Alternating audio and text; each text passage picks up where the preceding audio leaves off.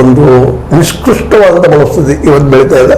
ಅಂಥ ಸಂದರ್ಭದಲ್ಲಿ ಈ ಒಂದು ಅಭಿನಂದನೆಗೆ ಅರ್ಹರಾದಂಥ ಜಗದಂಪಿಯವರ ಸಮೀಪ ಬಲ್ಲಂಥ ಈಶ್ವರಚಂದ್ರ ಬೆಡಗೇರಿ ಅವರು ತಮ್ಮ ಅಭಿಪ್ರಾಯ ಹೇಳ್ತಾರೆ ಒಳ್ಳೆ ಇವತ್ತು. ಸರ್, ಈ ಅಭಿನಂದನಾ ಗ್ರಂಥ ಸಂದರ್ಭದಲ್ಲ ವಿಶೇಷವಾಗಿ ಏನು ನಡೀತು, ನಿಮಗೆ ಕಂಡದ್ದು ಏನು? ಆತ್ಮೀಯರಿ, ಸರ್ವ ಕನ್ನಡ ಮನಸ್ಸುಗಳಿಗೆ ನಮಸ್ಕಾರಗಳನ್ನು ಸಮರ್ಪಿಸುತ್ತಾ ಕನ್ನಡ ನಾಡಿನಲ್ಲಿ ಹುಟ್ಟಿದಂಥ ನಾವೇ ಧನ್ಯರು ಅಂತ ಅನಿಸ್ತದೆ. ಯಾಕಂದ್ರೆ ರಾಷ್ಟ್ರಕೂಟದ ಕವಿ ಅದೇ ನೃಪತುಂಗರಾಜನ ಆಸ್ಥಾನದಲ್ಲಿ ಶ್ರೀ ವಿಜಯ ಅನ್ನುವಂಥ ಕವಿ ಬರೆದಂಥದ್ರಿ. ನಮ್ಮ ಕನ್ನಡ ನಾಡು ಕಾವೇರಿಯಿಂದ ಗೋದಾವರಿವರೆ ಬಿರ್ಪನಾಡದ ಕನ್ನಡದು ಭಾವಿಸಿದ ಜನಪದಂ ವಸುಧಾ ವಲಯ ವಿರಣ ವಿಷಯ ವಿಶೇಷಂ ಪದನರಿದು ನುಡಿಯಲಂ ನುಡಿದುದಂ ಅರಿದಾರೇಲು ಮಾರ್ಪರ ನಾಡವರ್ಗ ಚದುರರ ನಿಜದಂ ಕುರಿತೋದರೆ ಕಾವ್ಯ ಪ್ರಯೋಗ ಪರಿಣಿತ ಮತಿಗಳಂತ ಹೇಳಿದ್ದಾರೆ.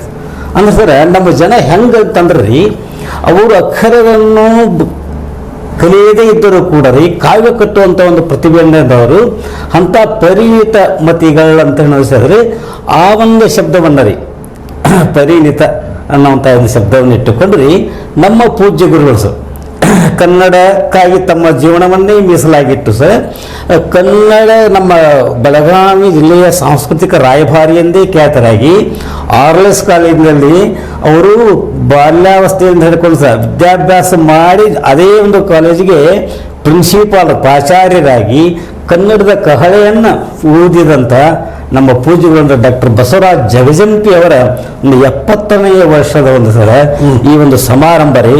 ಅದಕ್ಕೆ ಪರಿಣಿತ ಮತಿ ಅನ್ನುವಂಥ ಅಭಿನಂದನಾ ಸಂಪುಟವನ್ನು ಅರ್ಪಣೆ ಮಾಡಿದರು ಸರ್. ಇದೊಂದು ಭಾಳ ಒಂದು ಎಲ್ಲರಿಗೂ ಅಭಿಮಾನಿಗಳಿಗೆ ಎಲ್ಲರಿಗೂ ಒಂದು ಸಂತೋಷ ತರುವಂಥ ಒಂದು ಅಪೂರ್ವ ಅಂತ ಕಾರ್ಯಕ್ರಮ ಆಗಿದೆ ಸರ್. ಈ ಕಾರ್ಯಕ್ರಮಗಳು ಸರ್ ವಿಶೇಷವಾಗಿ ಸರ್ ತಾವೆಲ್ಲ ಹೇಳಿದ ಹಾಗೆ ರೀ ವಿದ್ವಜ್ಜನರು ಎಲ್ಲ ಇದ್ದೀವಿ ರೀ. ಅವರು ಬೇರೆ ಕಡೆಯಿಂದ ಅವರ ಅಭಿಮಾನಿಗಳು, ಜೊತೆಗೆ ಅವರ ಸಂಬಂಧಿಗಳು, ಜೊತೆಯಲ್ಲಿ ಸರ ಸಾಹಿತ್ಯ ಬಳಗದವರು ಈ ಎಲ್ಲರೂ ಕೂಡಿಕೊಂಡು ಸರ್ ಒಂದು ಬಹಳ ಒಂದು ಸಂತಸದ ಕ್ಷಣವನ್ನು ಹಂಚಿಕೊಂಡ್ರು ಸರ್. ಆ ಸಂದರ್ಭದಲ್ಲಿ ನಮ್ಮ ಸ್ವಾಭಿಮಾನಿಗಳ ಅಂತ ಬಸವರಾಜ್ ಜಗಜಂಪಿಯವರು ಬಹಳ ಪ್ರೀತಿಯಿಂದ ಸರ್ ತಮ್ಮ ಜೀವನದ ಒಂದು ಅವಲೋಕನ ಮಾಡಿದರು, ಸಿಂಹಾವಲೋಕನ ಮಾಡಿದರು.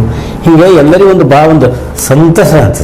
ಅವರು ನಮ್ಮ ಸಿಂಹಾವಲೋಕನದಲ್ಲಿ ಬದುಕಿನ ಸಿಂಹಾವಲೋಕನದಲ್ಲಿ ಯಾವ ಹೆಚ್ಚು ಒತ್ತು ಕೊಟ್ಟೆ ಹೇಳಿದರು ಜನರಿಗೆ ಸರ್. ಅವರು ಸರ್ ನಮ್ಮ ಬೆಳಗಾವಿ ಜಿಲ್ಲೆಯ ಈ ಒಂದು ಹುಕ್ಕೇರಿ ತಾಲೂಕಿನ ಬಸಾಪುರ ಅನ್ನುವಂಥ ಒಂದು ಗ್ರಾಮದಿಂದ ಜನಿಸಿ ಬಂದವರು ಸರ್. ಬಾಲ್ಯಾವಸ್ಥೆಯಿಂದ ರೈತ ಕುಟುಂಬದಲ್ಲಿ ಜನಿಸಿದಂಥ ಬಸವರಾಜರವರಿ.